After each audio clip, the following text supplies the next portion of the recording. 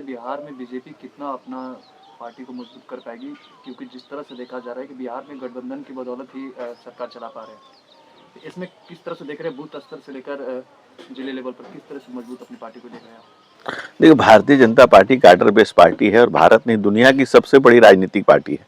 और दुनिया का सबसे बड़ा राजनीतिक दल हम किसी के बल पे नहीं, अपने वैचारिक बल से बने।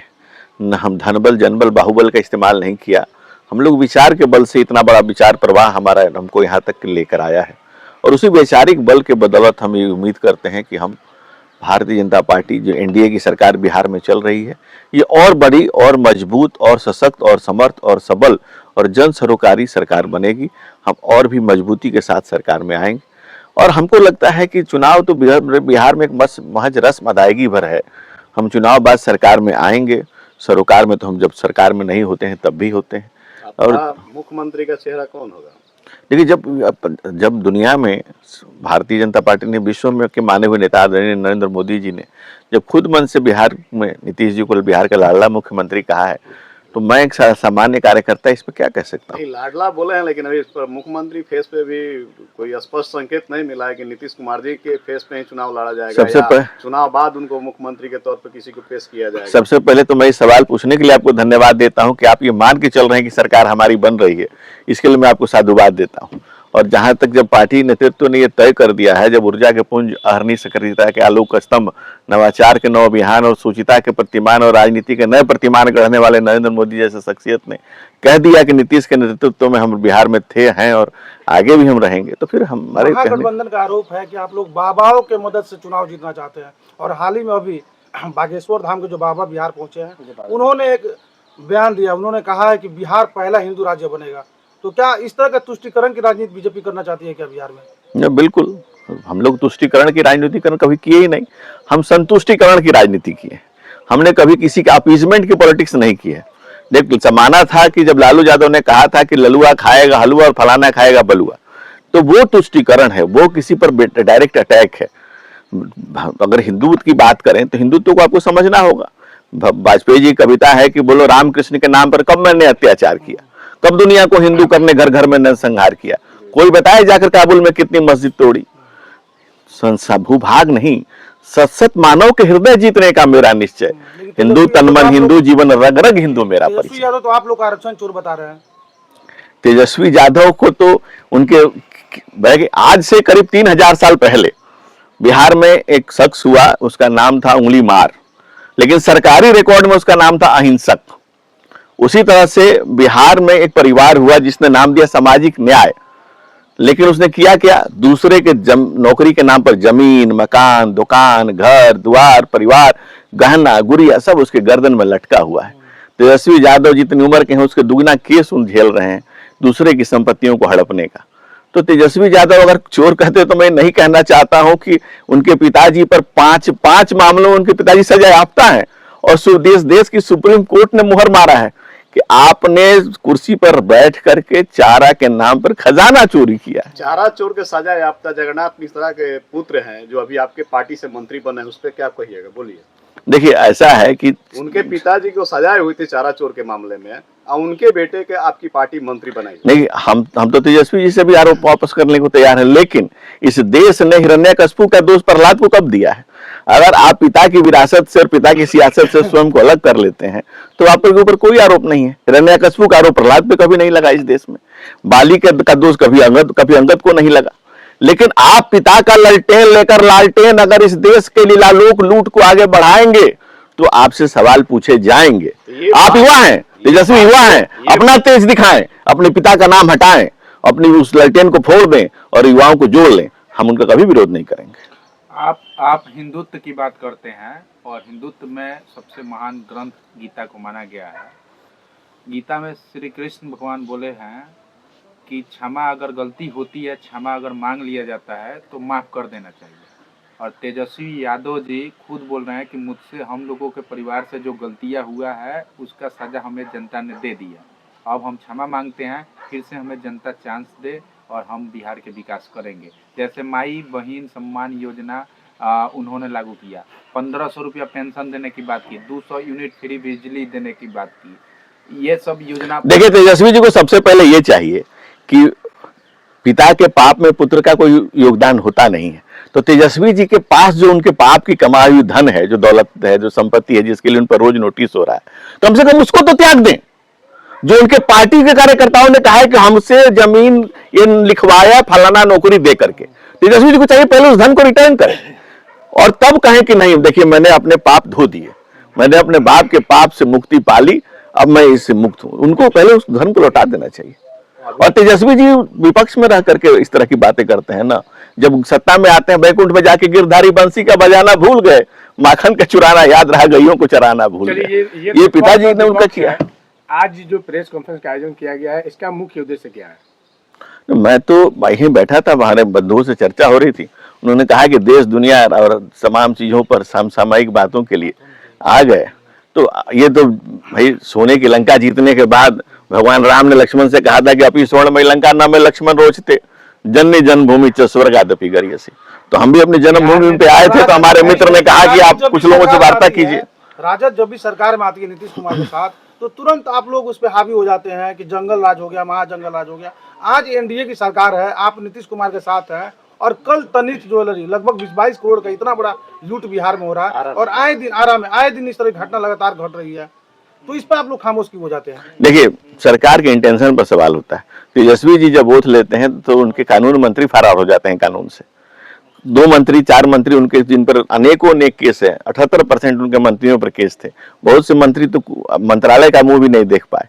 तो जब उनके पास दागी मंत्रियों की एक श्रृंखला होती है, और किसी दुर्घटना का होना गलत है, लेकिन उस दुर्घटना पे सरकार क्या इनिशिएटिव लेती है, उसको कैसे रोकती है, उस पर कितना तत्काल कार्रवाई करती है, और कानून के रास्ते में हम बाधा नहीं बनते। अब तो उनके अपने परिवार के लोग आरोप लगा रहे हैं कि अपहरण का डील क्या तो सीएम हाउस में बैठ के होता था, तो क्या होता था। बीजेपी में कोई दागी नहीं है, कोई अपराधी नहीं है।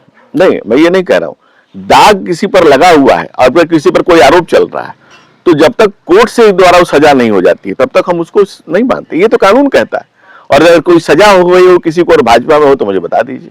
सर आपका एक स्टेटमेंट है सर कि ललटेन से चित्कार पैदा हो रहे थे जब लालू जी की सरकार थी, तो और अभी एनडीए की सरकार है, रोज बलात्कार की घटनाएं हो रही है, रोज मर्डर हो रहा है।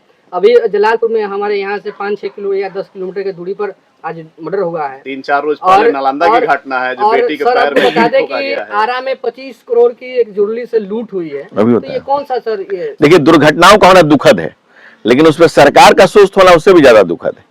लेकिन अगर दुर्घटनाएं कहीं हो रही है और सरकार और उसकी पूरी व्यवस्था चुस्त दुरुस्ती से, मुस्तैदी से अगर उस पर कार्रवाई त्वरित कर रही है, तो ये सरकार का सरोकारी स्वरूप सामने आता है। लेकिन अगर कहीं घटना सरकार के इशारे से जो घटती थी, और हमने नहीं कहा था, तो हाईकोर्ट ने कहा था, इट सीम्स इट्स जंगल राज इन बिहार। वो एक अलग दौर था जब गोलियों की गड़गड़ाहट से गूंजते रहती थी बिहार में, जब सरकार अपराधी कपार दिन दहाड़े कपार में गोली मार देते थे, जब अस्पताल नहीं थी, अस्पताल थे नहीं क्योंकि जरूरत ही नहीं थी, क्योंकि अस्पताल तक जाने के लिए सड़क भी नहीं थी, और सड़क गड्ढों में सड़क थी, तो जो मरीज अस्पताल तक पहुंच भी नहीं सकता था। और दूसरी बात, बिजली की जरूरत इसलिए नहीं थी कि उनके चुनाव चिन्ह ही ललटेन था। मैंने पहले भी कहा और आज फिर कहता हूं कि बिहार को ललटेन और लालटेन से बचाना बेहद जरूरी काम है, आपका हमारा सबका दायित्व है। और शिक्षा की बात करें तो होती अगर लालू यादव और राबड़ी देवी को शिक्षा की सदीक्षा, तो अपने बच्चे भी पास कर जाते मैट्रिक की परीक्षा। बात कर रहे हैं आपकी मध्य प्रदेश में लगातार 15-20 वर्ष से सरकार, वहाँ 85% हायर एजुकेशन में टीचरों की नियुक्ति नहीं हो रही, सारी सीटें खाली हो रही है। आप इस मुंह से बात कर रहे हैं कि हम शिक्षा पे बात करते हैं। देखिए, मध्य प्रदेश की सरकार की ये व्यवस्था है कि वहाँ टीचर नहीं है यूनिवर्सिटी में। देखिए, अगर कहीं नियुक्तियां नहीं हुई हैं तो उसको भरा जाएगा, उसको पूरा किया जाएगा।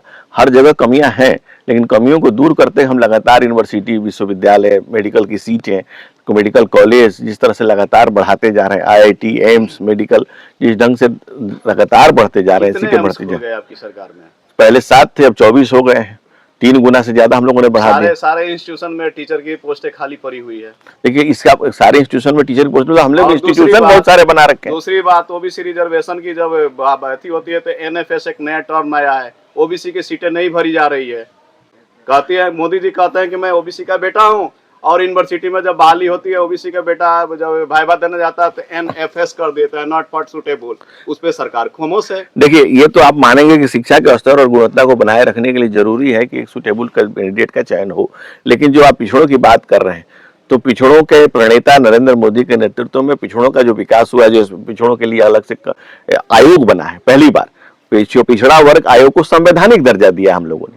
इसके पहले वो एक सिर्फ आयोग के रूप में था, अब उसके पास कॉन्स्टिट्यूशनल पावर है, इंपावर्ड किया गया है उसको। पिछड़ों के लिए छात्रवृत्ति शुरू की गई है, हमने कर्पूरी ठाकुर जी को भारत रत्न दिया है, हमने जो सम्मान पिछड़ों का हुआ है प्रधानमंत्री नरेंद्र मोदी के नेतृत्व में, न भूतो न भविष्यति, आने वाली इसी सरकार में एनएफएस आया है। लेकिन अगर क्या लगता है कि मुफ्त की राबड़ी जो दिल्ली में चली वो सिवान में काम आएगी? जिस तरह से बिजली फ्री देने की योजना जो चल रही है, माई बहन योजना, क्या लगता है वो दिखेगा असर? देखिए, मैं एक बात निजी तौर पे भी मानता हूं कि जरूरतमंद को देने में कोई दिक्कत नहीं है, वेलफेयर स्टेट की परिकल्पना है। दुनिया के जितने विचारक हुए, मार्क्स हुए, मिल्सी हुए, मैकफरस हुए, प्रोफेसर लास्की हुए, बाबा साहब डॉक्टर भीमराव अम्बेडकर, या जूनियर मार्टिन किंग, या आज सावित्रीबाई फुले का भी जन्म दिवस है, इन जितने लोगों ने, बाबा साहब डॉक्टर भीमराव अम्बेडकर, अब महात्मा गांधी विचारकों ने कहा कि समाज के अंतिम पायदान के व्यक्ति की चिंता की जाए। तो जो समाज के अंतिम पायदान पर खड़ा हुआ जो व्यक्ति है, उसको अगर जरूरतमंद को देना, नीड बेस, ये कभी बुरा नहीं है, लेकिन ग्रीड बेस देना तो गलत एनी टाइम है, लेकिन नीड बेस को देना चाहिए। मजबूती के साथ चुनावी मैदान में सर मांझी से चुनाव लड़ सकते हैं, और जिस तरह से चर्चा हो रही है, और जो दिल्ली में देखा गया कि मुफ्त की राबड़ी खासकर वहाँ पर बहुत चर्चा का विषय बना हुआ कि, लेकिन जब आम आदमी पार्टी ने शुरू किया मुफ्त का बिजली तो कांग्रेस और बीजेपी को भी देना पड़ा। लगता है बिहार में भी शुरू होगा ये? नहीं, आपके दो सवाल इसमें कोलिज कर रहे हैं, एक मांझी का सवाल है, एक मुफ्त का सवाल है। क्या आप मांझी से चुनाव लड़िएगा इस बार? देखिए, मैं एक बात कहूंगा, मांझी का मांझी कौन होगा ये तो मांझी तय करेगा, लेकिन मांझी का मांझी वो होगा जो मोदी के सपनों का मांझी बनाए, जो मांझी को आगे लेकर के जाए, जो मुकम्मल मांझी बनाए, जो इसका विकास कर पाए, जिसको आगे बढ़ाए। जो कैंडिडेट पे चुनाव होता है या मोदी प्रधानमंत्री पे चुनाव होगा? देखिए, ऐसा है ना कि जब नरेंद्र व्यक्ति का व्यक्तित्व इतना बड़ा हो जाता है, नरेंद्र मोदी का व्यक्तित्व आज इतना बड़ा हो गया, उन्होंने खुद को गढ़ा है, इतनी शिद्दत से गढ़ी है मैंने अपनी शख्सियत कि लोग पता पूछ कर आते हैं। तो नरेंद्र मोदी का शख्सियत नाम ही काफ़ी है, और नाम में वो जादू है कि आप कहीं भी किसी के पास चले जाइए, एक ऐसा व्यक्तित्व है, इतना बड़ा उन्होंने विराट व्यक्तित्व खड़ा किया है कि उनके नाम पर लोग को लगता है कि नहीं, अगर मोदी जी कह रहे हैं तो सही है। कि जेडीयू के चेहरे पर चुनाव नहीं होगा बिहार में। देखिए, मैं बिहार की चुनाव, आपका एक और सवाल है, आप बोल रहे हैं कि दुनिया का सबसे बड़ी पार्टी है बीजेपी, तो फिर नीतीश कुमार की क्यों जरूरत? तो हम अब तो नीतीश कुमार से छोटी पार्टी हमारे पास एलजेपी भी है, हम भी हैं, उपेंद्र कुशवाहा भी हैं, इसलिए तो कह रहे दुनिया के सारे विचारकों का सार तो प्रधानमंत्री नरेंद्र मोदी ने क्या दिया। मोदी एक मंत्र है जिस पर आने वाली पीढ़ियां मंत्रणा करेंगी कि सबका साथ, सबका विकास, सबका विश्वास, सबका प्रयास। हमें समाज के अंतिम पायदान पर खड़े हुए व्यक्ति को भी साथ में लेकर के चलना है। हम बड़ा छोटा का भेद करते ही नहीं है, हम बड़ा भाई छोटे भाई का कोई भेद ही नहीं, सब एक जैसे हैं, सब हमारे साथ हैं। जब नीतीश कुमार आरजेडी के साथ जाते हैं तो जंगल रह जाता है, और नीतीश कुमार जी जब आ जाते हैं बीजेपी के साथ तो क्या उन्हें वॉशिंग पाउडर लगाकर धो दिया जाता है? कहते हैं ना कि संगत से गुण होते और संगत से गुण जात। दिक्कत नीतीश कुमार जी तो लालू जी के साथ भी रहे, और नीतीश जी खुद कहते हैं कि लालू जी को मैंने गढ़ा है, मैंने बनाया है। लेकिन आप एक समय के बाद, एक सीमा के बाद, अगर आप उस तरह की चीजें आप स्वयं को संलिप्त हो जाते हैं, मैं कहता हूं कि वो दर्ज हो ही नहीं सकता है किसी एफआईआर में जो लालू ने रह के लूटा है सरकार में। वो क्या है? दलितों, वंचितों, गरीबों, शोषितों, पीड़ितों के सपने हैं। उनकी आंखों में एक सपना जगा था कि एक मसीहा आया है जो हमारे लिए कुछ काम करेगा। लेकिन वो क्या किए? वो सब कुछ उन्होंने परिवार के लिए, अपने लिए, पत्नी के लिए, सालों के लिए, बेटी के लिए, बेटा के लिए, फिर बेटा के लिए, फिर बेटी के लिए। तो ये परिवार से बाहर भी निकलिए इस परिधि से। आप कह रहे हैं संघ से गुनाहत है, संघ से गुंजात। मैं कह रहा हूँ कि जे रही उत्तम प्रकृति करी सकत कुसंग, चंदन विष व्यापक नहीं लिपटत रहत भुजंग। तो क्या नीतीश कुमार जी वहां जाते हैं तो मतलब आप संघत वाला बात कर रहे हैं, और यहाँ आते हैं तो जे रही उत्तम प्रकृति की। लेकिन नीतीश जी ने इसको डिटेल में 2 बार खुद ही परिभाषित किया। उन्होंने कहा, देखिए, असहमतियों का सम्मान ही लोकतंत्र है। आप हमसे असहमत हैं लेकिन हमारे साथ हैं, यही डेमोक्रेसी है, और इसी को हम लोग जीते हैं। हमारे पुरखों ने असहमतियों की फसल बोई है, ये लहलहाता हुआ लोकतंत्र उसी की बानगी है। नीतीश जी हमसे कभी असहमत हुए चले गए, जब उनको लगा कि नहीं ये सुधरने वाले नहीं है वापस आए। तो हम असहमतियों का ही उतना सम्मान करते हैं। ये भारतीय जनता पार्टी जैसा बड़े विशाल हृदय का दल नहीं कर सकता है। We are fully democrat. तो क्या आप ये कह रहे हैं कि नीतीश कुमार के नेतृत्व में बिहार एनडीए चुनाव लड़ेगा, आप फिर से फेस नीतीश कुमार ही होंगे? देखिए, नरेंद्र मोदी, नीतीश कुमार, चंद्रबाबू नायडू, ये राजनीति के वो शख्स हैं, वो चेहरे हैं जिनकी चेतना के केंद्र में राष्ट्र है, बिहार है, नेशन है, और ये उसको आगे बढ़ाने के लिए सतत तो चिंतनशील, आप ये कह रहे हैं ना प्रयत्नशील। कि नीतीश कुमार के फेस पे ही चुनाव लड़ा जाएगा, अगला नीतीश जी मुख्यमंत्री नीतीश कुमार ही होंगे? के बिल्कुल नीतीश जी के नेतृत्व में हम चुनाव लड़ेंगे, नीतीश जी के साथ हैं। राजनीतिक में आ गए हैं निशांत जी। देखिए, कहने इच्छा का होना कोई अपराध नहीं है। कहता कि चेहरा बन सकते हैं आखिर। नहीं, मैं वो नहीं जानता हूँ। जब तक वो उनकी ऑफिशियली घोषणा होती नहीं है तब तक मैं इस पे कुछ कमेंट करने वाला हूँ नहीं। क्या लग रहा है कि पुत्र की सदीक्षा पिता जाने, पुत्र की और पिता की सदीक्षा पुत्र जाने। यदि नीतीश कुमार के लड़का राजनीति में आते हैं तो वो परिवारवाद का उदाहरण होगा। देखिए, परिवारवाद क्या है और किसी के पुत्र का आना क्या है, दोनों दो विषय समझिए। अगर हम ये तय कर लें कि हमारा पुत्र ही हमारे बाद उत्तराधिकारी होगा तो निश्चित तौर पर परिवारवाद है। लेकिन अगर किसी का पुत्र अपने पिता की दल से जोड़ करके जन सेवा में स्वयं को होम करता है, समर्पित करता है और जनता उसका मैंडेट देती है तो फिर वो परिवार को आप किस नजर से देख रहे हैं? जननी जन्मभूमि है, मैं इसका सम्मान करता हूँ। अभी स्वर्णमयी मांझी के विधायक जी का कार्य कैसा रहा 5 साल? ये तो आप हमसे बेहतर बताएंगे, क्योंकि आप वो चीज है। अभी तो यहीं के हैं। मैं भी यहीं का हूँ, लेकिन मेरे दिल में ये जगह है। मैं देह से यहाँ नहीं हूँ। आप दिल से भी यहाँ हैं, देह से भी यहाँ। मैं सदैव दिल्ली रहता हूँ, दिल मेरा यहीं रहता है, भारतीय और जनता आप पार्टी सदैव भी यहीं रहते हैं। भारतीय जनता पार्टी को 3 साल से राष्ट्रीय अध्यक्ष का चुनाव नहीं हो रहा है और लगातार मैंने ये बचन के भारतीय जनता पार्टी में राष्ट्रीय अध्यक्ष का कार्यकाल 3 वर्ष का होता है और भारतीय जनता पार्टी के संविधान में लिखा हुआ है कि एक अध्यक्ष को दूसरा टर्म दिया जा सकता है, तो वो अपने दूसरे टर्म में है और भारतीय जनता पार्टी की राष्ट्रीय परिषद ने उनको 31 मार्च तक का समय दिया हुआ है। इस बीच में हमारे संगठन की ये तरीका है कि पहले मंडल, फिर जिला, फिर प्रदेश और तो राष्ट्रीय होता है। तो हमारे प्रदेश स्तर तक का चुनाव संपन्न हो गया है। मांझी की जनता अगर आपको चुनाव लड़वाना चाहती है तो क्या आप चुनाव लड़ेंगे?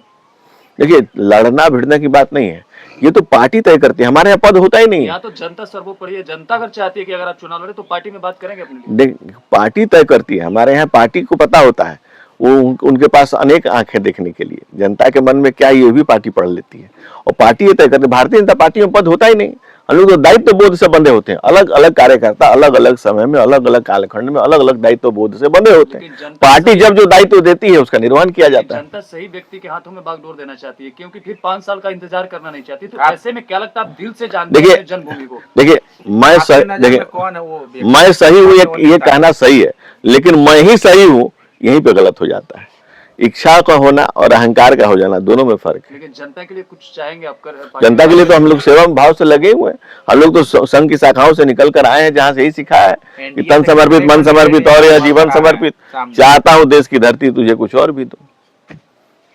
सर, एक मेरा अंतिम सवाल होगा कि अभी जो हमारा मार्केट है, लगातार सेंसेक्स और निफ्टी लगातार 3 माह से गिर रहा है और सरकार की तरफ सबसे कोई बयान नहीं आ रहा है। न वित्त मंत्री सामने आ रही है, न प्रधानमंत्री आ रहे हैं, और लाखों करोड़ कितने रुपये डूब गए देश की जनता का, इस पे कोई कुछ नहीं बोल रहा है। अर्थव्यवस्था की जहां तक बात है तो अर्थव्यवस्था 16 लाख करोड़ की इकोनॉमी थी 2014 में। 2025 में ये 40 लाख करोड़ की इकोनॉमी है, 48 लाख करोड़ की इकोनॉमी है। तो हम 3 गुना 4 गुना के आसपास पहुंच गए। हम 10वीं अर्थव्यवस्था थे, आज 5वीं बड़ी अर्थव्यवस्था बने।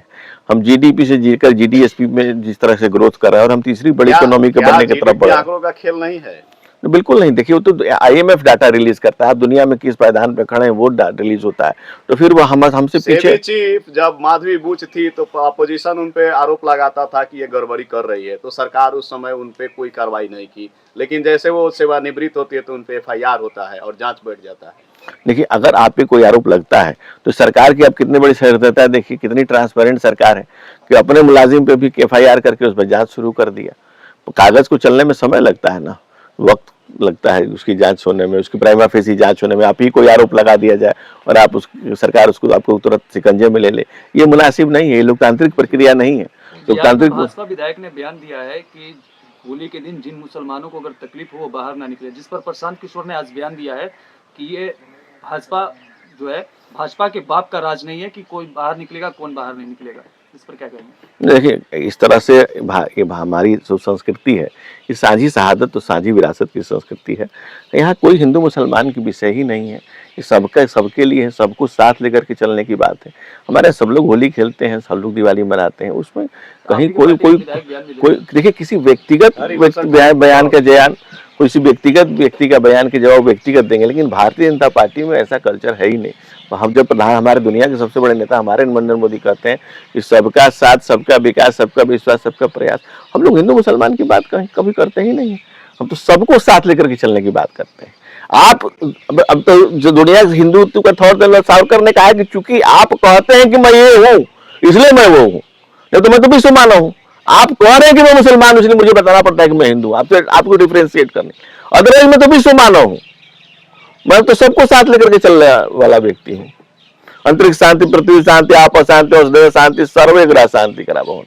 सबका विकास, सबकी शांति का प्रार्थना तो सिर्फ हिंदुत्व ही करता है, और कोई करे न करे। तो बस अब तो वही तो मांझी की जनता भी चाहती है कि आप मांझी की बातों को विधानसभा तक लेकर जाएं। हम मांझी की बात, मांझी वो भूमि है, हम दधीची के उस शहर में बैठे हुए हैं जिन्होंने अस्थि दान किया। उन्होंने को किससे कुछ मांगा, उनके दधीची की हड्डियों से वज्र बना, जो इंद्र के पास है। 3 धनुष बने, शिव का धनुष पिनाकी बना, आप सारंगरव बना भगवान राम का धनुष, अर्जुन का धनुष गांडीव बना। तो जहां से इतने बड़े दधीची की भूमि पर हम लोग बैठे हैं, जिस सारण में बैठे हैं, जिस छपरा की बात करें, ये त्याग तपस्या तपोबल की भूमि है। पंडित महेंद्र मिश्र की धरती है, विदेशिया भिखारी ठाकुर की धरती है, ये जेपी के आंदोलन की धरती है। ये तो जेपी के शिष्य ही सरकार चला रहे हैं और लालू यादव भी उन्हीं के शिष्य हैं। नहीं, जेपी के लालू यादव, वो जेपी के एक दिन लालू यादव अगुआ बनेगा, लेकिन क्या है कि रास्ते से भटक गए ना। लालू यादव जेपी के वो चेले हैं जो कांग्रेस की गोद में भी जाकर खेले हैं। तो कांग्रेस की गोद में जब कांग्रेस के विरोध में जो पार्टी बनी, जिन्होंने अपनी बेटी का नाम मीसा रखा कांग्रेस के विरोध में, वो जब कांग्रेस की गोद में खेलने लगे तो वैचारिक स्खलन है ना। सर, एक हमेशा सवाल होता है कि जब भी आप लोगों से पूछा जाता है कि सीएम का फेस कौन होगा, यहाँ ये मांझी से कैंडिडेट कौन होगा, तो आप कहते हैं कि पार्टी डिसाइड करेगी। आप लोकतंत्र की बात करते हैं, फिर आप ऐसी बात करते हैं जैसे कि एक जगह से कहीं से वो एक आदमी से राजतंत्र, राजा की तरह कहीं से एक राजा आदेश देता है, फिर यहाँ पर कैंडिडेट आता है। क्या कहेंगे इस पे? ये राजतंत्र भारत में दुनिया का सबसे बड़ा राजतंत्र यही बिहार नहीं दिया। चंद्रगुप्त मौर्य ने जो सीमा खींची बांग्लादेश से लेकर के ईरान तक, वो सबसे बड़ा राजतंत्र था। लोकतंत्र का कंसेप्ट भी बिहार नहीं दिया। डेमोक्रेसी 8 दर्शन में 3 दर्शन तो छपरा नहीं दिया। लेकिन आप जिस डेमोक्रेसी की बात करें, जिस लोकतंत्र की बात करें, बाबा साहब डॉक्टर भीमराव अम्बेडकर जो संविधान लिया है उसमें लोकतंत्र नहीं मनाते, गणतंत्र मनाते हैं। एक एक व्यक्ति का सहमतियों का सम्मान ही लोकतंत्र है। और इसी लोकतंत्र से चुन करके जो हमारे पार्टी के एक नेता है, कार्यकर्ता है, जो प्रतिनिधि है, सरकार चयन करती है। अलग अलग लोगों को अलग अलग समय अलग अलग दायित्व दिया जाता है। वो अपने दायित्व बोध का निर्वहन करके सदन में जाए, तो सड़क में और सदन के फर्क को समझाएं, और सड़क से लेकर सदन तक का सफर तय करते हैं और लोकतंत्र को जीवित और प्राणवंत करते हैं। तो पार्टी मौका देगी तो चुनाव मैदान में आएंगे ना? देखिए, हमारे लिए तो कुछ निज का कुछ है ही नहीं। अपन चाह मिट्टी चिंता मिट्टी बनवा बेपरवाह, हमारे लिए कुछ चाह है ही नहीं। हमारे लिए यही है कि पार्टी की, देश की, प्रदेश की और अपनी धरती की सेवा कर सकें। जो करना है करते रहेंगे, धीरे धीरे इसी रो में बहते रहना है। कुछ चाहिए मुझको न कहीं कुछ पाना है, केवल ऋण मात्र चुकाना है, इस धरती का ऋण चुकाना है बस। इनके कहने का मतलब है कि अगर पार्टी ने आपको निर्देश दिया कि मांझी विधानसभा से चुनाव लड़ना है और जनता ने अगर आपको आशीर्वाद दिया, तो क्या चुनाव लड़ना? अगर मगर की डगर वो देखे जो बैठा हो किसी इंतजार में। हम तो 24 घंटे लगे हैं अपने काम में।